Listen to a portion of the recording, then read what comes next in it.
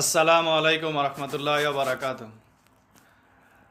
সবাইকে বলি, যেমন আমরা ফরজ নামাজে সালাম ফিরানোর পরে আস্তাগফিরুল্লাহ পড়ি, আয়াতুল কুরসি পড়ি, দোয়া দরুদ যেগুলো আছে সবগুলো আমরা পড়ি। তারপরে তসবি যেগুলা পড়ি আমরা, অনেকেই পড়ে সুবহানাল্লাহ সুবহানাল্লাহ সুবহানাল্লাহ সুবহানাল্লাহ সুবহানাল্লাহ সুবহানাল্লাহ সুবহানাল্লাহ সুবহানাল্লাহ সুবহানাল্লাহ, এরকম করতে শেষ, মানে 33 বার শেষ করে লেছে। আলহামদুলিল্লাহ আলহামদুলিল্লাহ আলহামদুলিল্লাহ আলহামদুলিল্লাহ আলহামদুলিল্লাহ, এরকম করে করে পরে 33 বার পরে আবার পরে লাখবার লাখবার লাখবার লাখবার লাখবার লাখবার লাখবার লাখবার তাড়াতাড়ি পরে 33 বার শেষ করে এলাম। তা আপনি একটু চিন্তা করেন, আপনি কার সাথে কথা বলতেছেন?